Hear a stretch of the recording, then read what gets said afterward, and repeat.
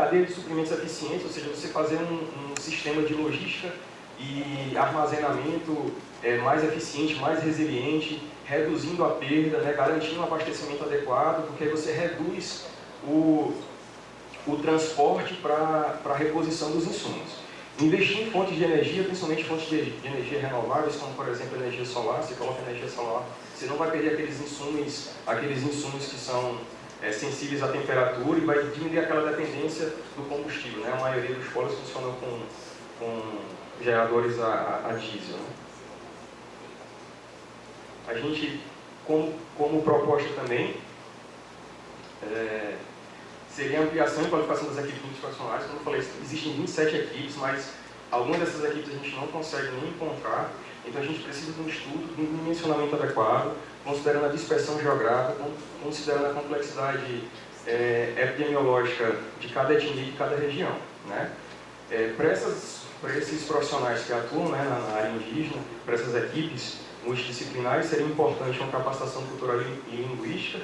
Ocorre, mas ocorre de forma bem incipiente, porque se o profissional que atua lá, ele entende da cultura, ele entende um pouco o dialeto, ele vai ter um vínculo maior, a comunicação vai ser mais efetiva, consequentemente as ações de saúde vão ser bem mais eficazes, né?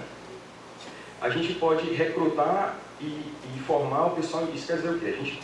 A gente pode estimular que jovens indígenas eles entrem na área da saúde, né, eles se capacitem como profissionais da saúde e integrem essas equipes multidisciplinares, de saúde indígena, porque eles, melhor do que ninguém, sabem quais são as demandas locais, né?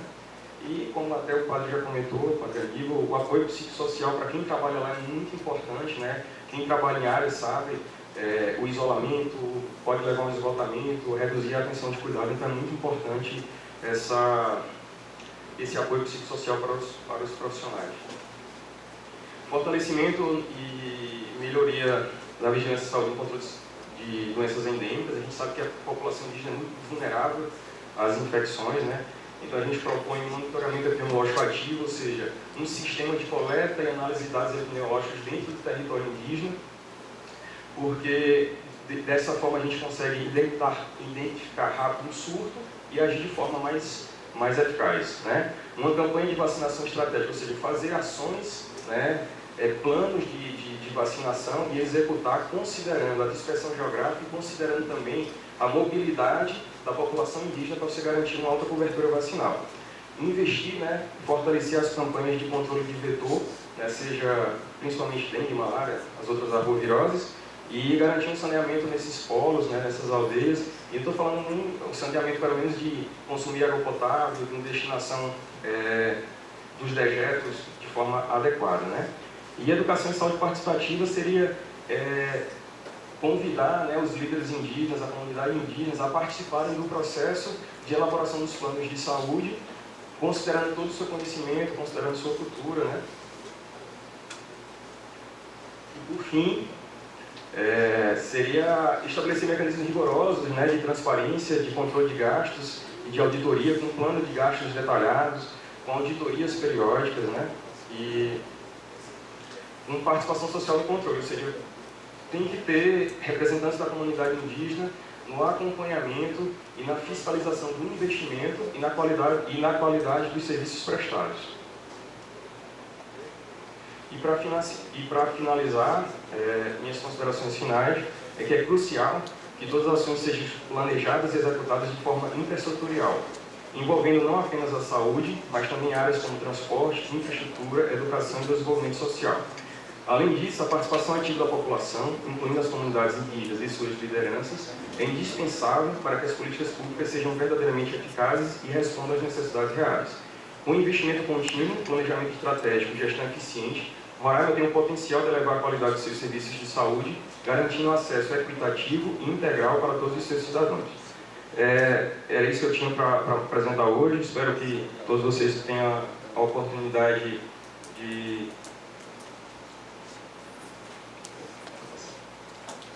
conhecer aí nosso mirante, ponto turístico aqui muito belo, e sejam todos bem-vindos. Muito obrigado.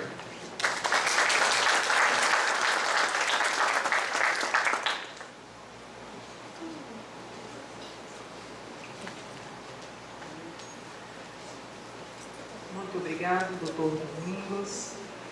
Daremos início à nossa primeira mesa redonda e para a condução dessa atividade convidamos o doutor Jean Carlo Fernandes Cavalcante, terceiro vice-presidente e membro da Comissão de Integração de Médicos de Fronteira do CFM, na qualidade de presidente, e o doutor Josemar Câmara Feitosa, membro da Comissão de Integração de Médicos de Fronteira do CFM, na qualidade de secretário.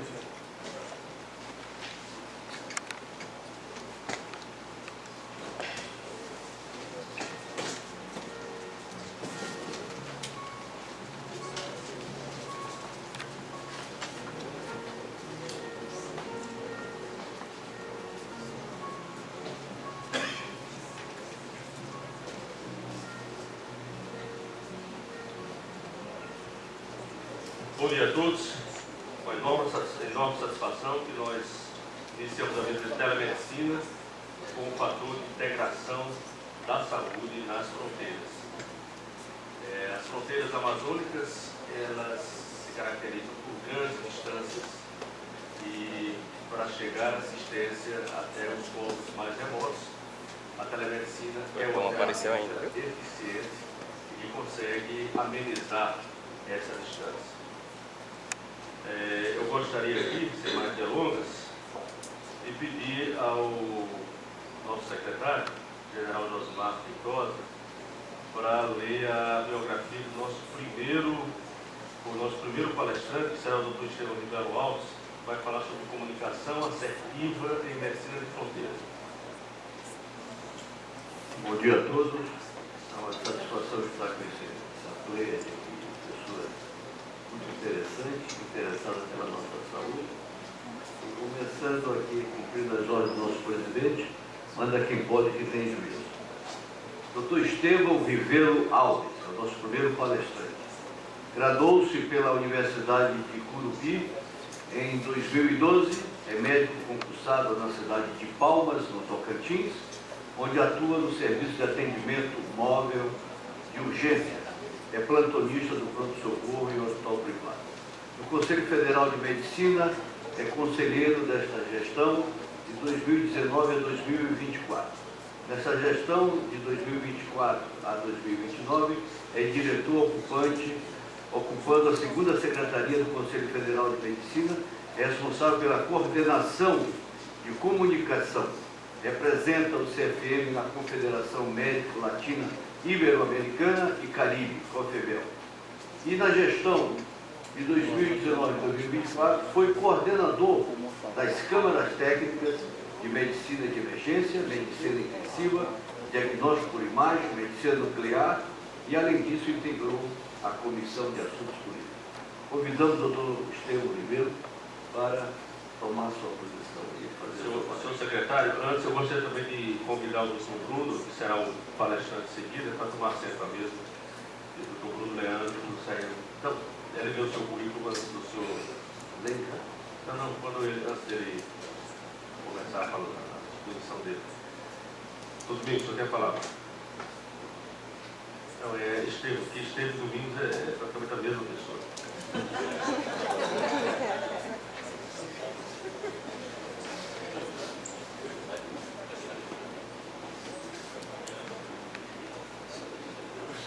Bom dia a todos. Inicialmente, agradecer a oportunidade e pelo grato convite feito pela nossa terceira secretária, a doutora Dilza.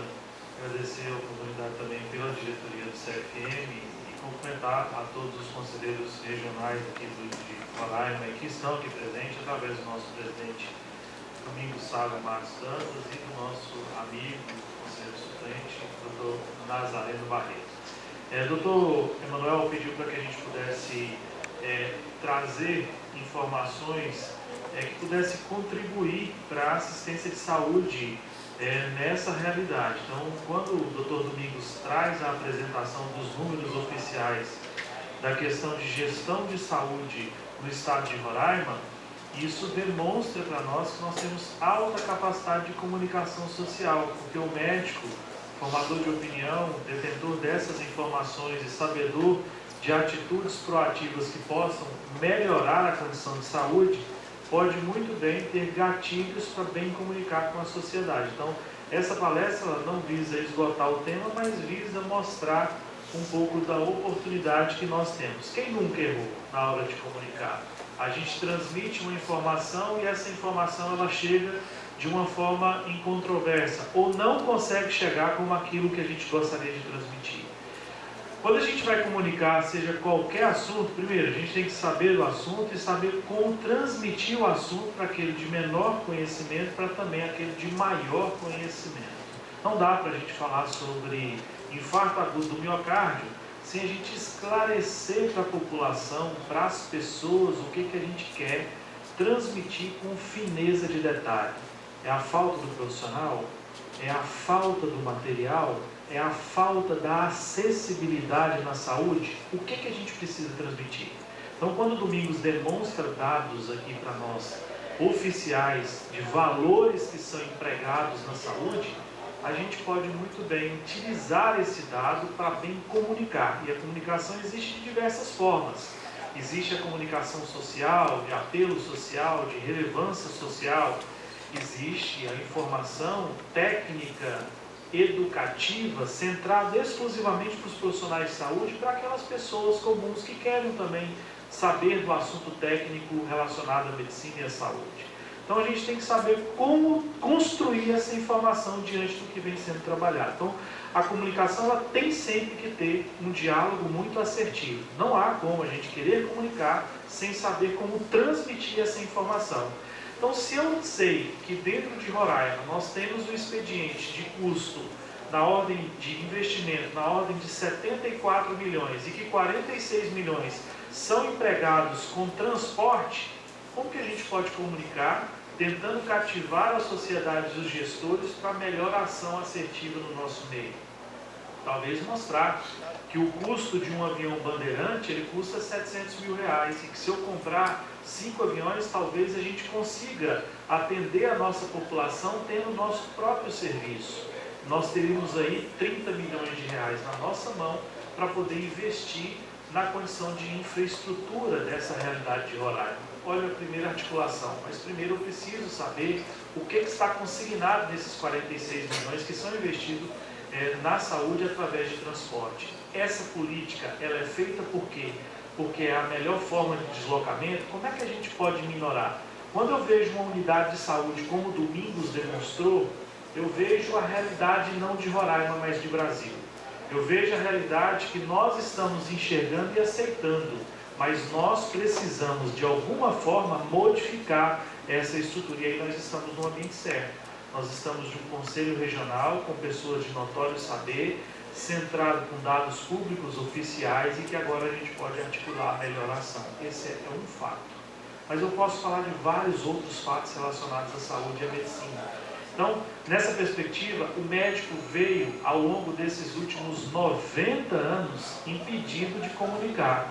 A gente tem lá no artigo, na lei do Decreto-Lei 4113 de 42, um único artigo. E o que diz caracterizando esse artigo logo no seu inicial? É proibido.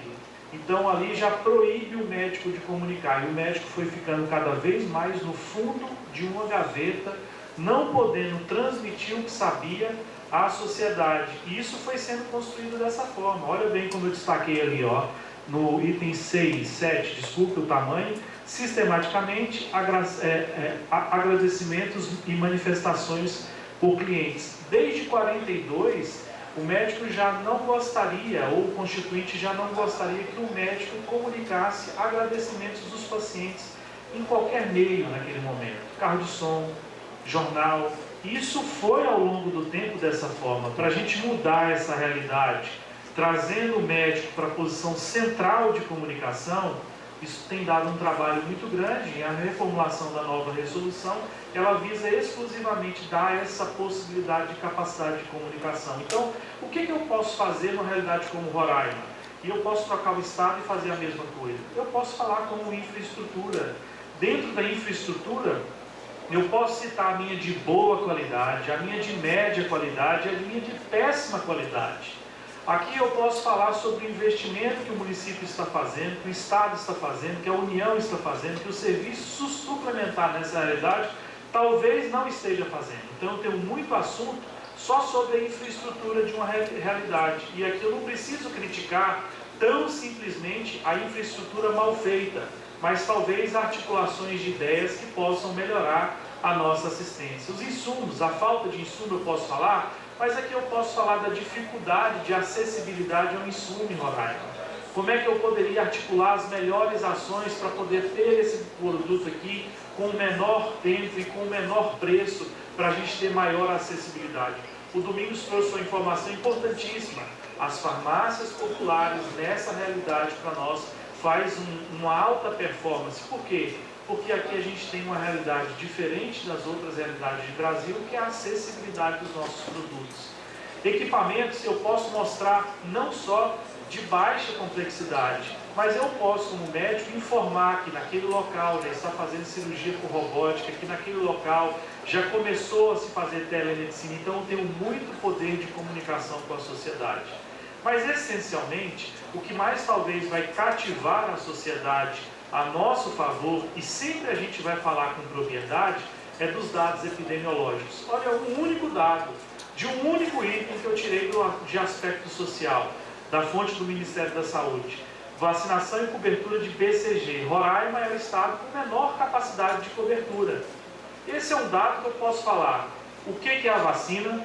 Eu posso falar como que a vacina e quando que a vacina é administrada. Eu posso falar do dado público oficial que está com baixa cobertura. Eu posso falar de políticas de articulação de como melhor fazer. Então o médico, neste momento, desde 1942, precisa voltar a assumir essa capacidade de protagonismo de comunicação. A gente precisa sair da gaveta e passar a ter essa capacidade de articulação, de informação, não só com a gestão, mas com a sociedade também. Aqui rádio, jornal, televisão, as nossas mídias próprias e mídias sociais têm altíssima capacidade de comunicação e valor social agregado. Eu tenho uma informação aqui para vocês em seguida. Aqui a gente pode falar sobre a infraestrutura inadequada. Isso gera sempre o mesmo objetivo na população, já vai criticar. Nós já estamos acostumados a receber a informação que nós não temos estrutura. Quando nós temos uma estrutura de grande porte, ela sempre é reverenciada, sendo que isso deveria ser o pressuposto básico da abertura de uma unidade de saúde, quer seja no Cantar ou em Boa Vista. Então, quando a gente vê uma foto trazida aqui por uma capacidade de fiscalização, que é um dos atos próprios do Conselho, a gente tem informação técnica dentro da fiscalização que a gente pode trabalhar com muito valor agregado à sociedade. E aí nós temos aqui em Roraima um aspecto diferente em relação ao Brasil. Nós temos aqui quase 5% dos médicos que compõem o Conselho compõem a realidade dos médicos de Roraima. 1.200 médicos aqui, cerca de quase 50, 42 são conselheiros. A gente tem uma comunidade que se conhece, uma comunidade pequena e que pode ter pessoas dentro dessa realidade que saibam melhor como comunicar. E não dá para a gente escolher uma pessoa que talvez não consiga transmitir a informação. Dentro do nosso meio a gente tem pessoas caprichosas, zelosas, que consigam debater o tema com profundidade e saber esclarecer a comunidade de uma forma geral. Então, na nossa realidade de cenário de saúde, Roraima e Amazonas talvez venham se assemelhando nessa dificuldade de acessibilidade para os povos indígenas. Domingos trouxe esse dado, eu reforço a necessidade de termos políticas ajustadas para a gente poder combater melhor aquilo que está de forma desnecessária, gastando demais aonde poderia ter melhor articulação. E os conselhos precisam se fazer presentes e serem notados. Eu trago esses dados aqui mostrando o quanto que as informações que o Conselho Federal de Medicina tem movimentado as mídias do Brasil de uma forma em geral. Aqui, ó, só o único dado: o Conselho Federal de Medicina cobra saúde por falta de vacinas. Conselho de Medicina cobra a Agência Nacional de Suplementar sobre a questão da mamografia a mulheres acima de 50 anos. Esse assunto, CFM recomendará a Anvisa a proibição de PMMA. Somente este assunto Se nós fôssemos contabilizar dentro do Conselho Federal de Medicina aquilo que rendeu de mídia para nós gastaríamos para ter a mesma performance cerca de R$1 bilhão para comprar a mídia, que é um assunto que nós dominamos. Então, durante uma semana e meia, quase 2 semanas, esse assunto foi fantástico, foi Jornal Nacional, foi todas as mídias do Brasil, tomou forma pelo um assunto que o CFM trouxe à pauta. E o que a gente pode trazer para a realidade de Roraima? Aqui a gente pode pegar diversas situações, mas essencialmente aquilo que é o nosso dia a dia, o arroz com feijão, saúde com dados epidemiológicos. Vamos começar por aí, melhorando a nossa infraestrutura, melhorando a nossa condição de saúde. Em síntese, eu acho que o médico ele precisa sim melhor comunicar, ele tem capacidade de melhor comunicar, e a comunicação assertiva hoje ela visa tão simplesmente a alta performance. Hoje tem agências de checagem, quando alguém faz uma postagem e aquilo que é governo, aquilo que é gestão, aquilo que é saúde suplementar não gosta da informação, manda para a agência de checagem, que você pode ter naquele momento tido informação falsa, uma informação incontroversa ou até mesmo uma informação que fugiu da realidade. Então, checando e trabalhando sempre com dados oficiais, segundo o que o CFM falou, segundo o que deu na fonte do Ministério da Saúde, nunca nós estaremos errando na hora de comunicar. Eu queria dessa forma me despedir, agradecendo, falando para vocês sobre 3 pontos fundamentais que eu acho que é de relevância e importância. Podem e devem os conselhos ser fontes de notícias qualificadas relacionadas à saúde.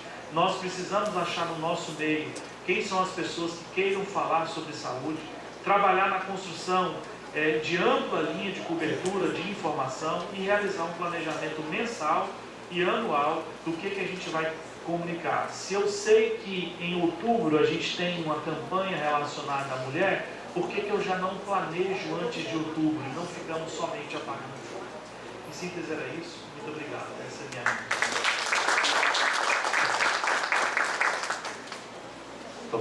Muito obrigado, conselheiro Estevam. Agora nós teremos para falar sobre saúde sem fronteiras, telemedicina como ponte para a equidade no acesso, o doutor Bruno Leandro de Souza. Meu querido secretário, por gentileza, lê o livro do doutor Bruno Leandro. Satisfação. Doutor Bruno Leandro de Souza é médico pediatra, auditor e administrador de saúde, mestre em saúde coletiva pela Universidade Católica de Santos, doutorando em neurociência pela Universidade da Paraíba, coordenador da Comissão da Residência Médica da Escola de Saúde Pública da Paraíba, professor de urgências e emergências pediátricas e de gestão em saúde na Faculdade de Medicina Nova Esperança e de Saúde da Criança e Adolescente no Centro Universitário de João Pessoa, presidente do Conselho Regional de Medicina do Estado da Paraíba e conselheiro federal pelo Estado da Paraíba. Convidamos o doutor Bruno para fazer o seu plano.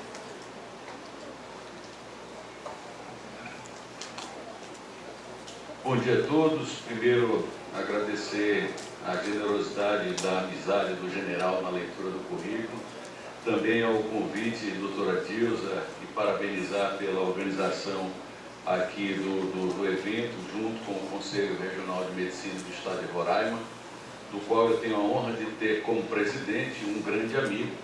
Domingos Sávio foi meu colega de turma de faculdade. Então, ver as pessoas da nossa faculdade tendo sucesso dentro não só da vida técnico-científica, mas também da vida conselhal ou de entidades médicas, para nós é um grande orgulho. Hoje venho falar sobre saúde sem fronteira, telemedicina como ponte para a equidade no acesso. Deixa eu ver se eu passo aqui. Pronto. Esse é o currículo lido. Não tenho nenhum conflito de interesses para essa exposição. E começo a falar um pouco sobre o caso da Paraíba, quando me veio esse assunto. A nossa querida Paraíba, ela tem um tamanho grande, 228 km², tem 4 milhões de habitantes, e ela tinha, até 2011, um grande problema na saúde infantil, que era principalmente das crianças que nasciam com cardiopatia. Todo mundo lá, doutor Emanuel, que nascia com cardiopatia grave morria. era uma sentença de morte. E isso quem reconhecia era o próprio Ministério Público Federal. Tanto que em inquérito civil público, ele instiga o governador, que tinha chegado à época, para poder tomar solução.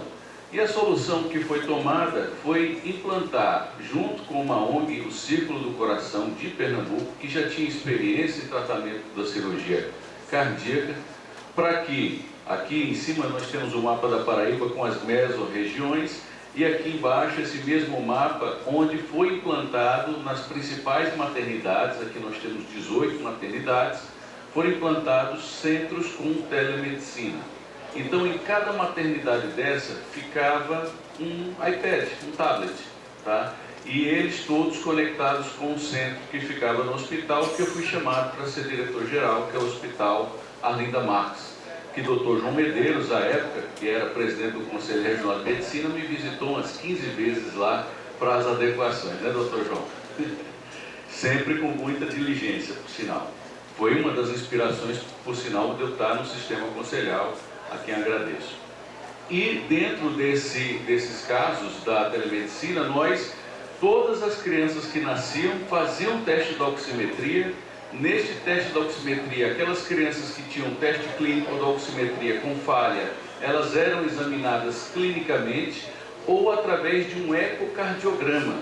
Ficou-se também, em cada uma dessas maternidades, um aparelho de ecocardiograma para fazer triagem, onde, por orientação, qualquer pessoa fosse capaz de produzir a imagem, mas quem fazia o laudo era também à distância um cardiologista pediatra. Portanto, eu não precisava ter um especialista em loco para fazer aquela triagem, mas é claro que para o acompanhamento isso era feito com especialista presencialmente. Quero falar de um caso, o caso Felipe, um dos primeiros casos que eu peguei lá no nosso hospital. Além de ser diretor-geral, apesar de trabalhar muito com gestão, eu nunca deixei de ser médico. Então eu sempre dava plantão, o horário que me sobrava era domingo, então domingo 24 horas era o dia do meu plantão. E quando foi exatamente no dia do meu plantão, uma colega ligou, desesperada, lá do interior da Paraíba, na cidade de Patos, 300 quilômetros da nossa capital, e essa criança nasceu à tarde, já no comecinho da noite, dia 9 de junho, da seguinte forma: ela relatou que essa criança nasceu roxa. Foi assim que ela ligou: olha, estou com uma criança aqui que nasceu roxa, completamente cianótica. E ela nos acionou via tablet. Nós conectamos diretamente com o centro em Recife, e a especialista que estava à distância falou: olha, no canto esquerdo da sala, aí no Hospital de Patos, tem um aparelho de ecocardiograma de triagem, eu gostaria que a senhora colocasse perto do leito. Foi dessa forma que ela orientou. E ela ainda falou mais: tudo que eu for falar para a senhora, eu falaria para qualquer pessoa que não fosse médico. Portanto, não se ligue na minha linguagem, porque vai ser simples. Eu só quero que a senhora faça. Tem um osso no peito que se chama externo, 2 dedos para baixo, a senhora vai pegar uma coisa chamada transdutor. Vai colocar um pouco de gel nesse transdutor e colocar onde eu pedi, como se fosse transfixando a criança. Agora vai inclinar e vai apontar no relógio, como se fosse 2 horas, 4 horas, 6 horas, e pediu para que ela mudasse as posições de acordo com o que fosse feito a orientação médica. Ou seja, qualquer pessoa poderia ter feito aquele eco de triagem. E essa imagem, que era ligada do ecocardiograma com o tablet, ela foi vista pela doutora Sandra Matos, que era a nossa coordenadora ali do Círculo do Coração, que inclusive está nessa imagem, e a doutora Sandra Matos fez com que uma pediatra sem experiência realizasse um ecocardiograma e diagnosticou transposição das grandes artérias. Uma doença altamente grave que, se eu não tiver um canal arterial ou um orifício interligando as duas partes cardíacas, infelizmente a criança morre, e morre de forma rápida. E para tratamento era necessária a prescrição de prostaglandina. Até na hora do tratamento a orientação foi dada, doutora Dilza. A criança tinha 2,3 kg, eu nunca me esqueci disso, e ela prescreveu a quantidade correta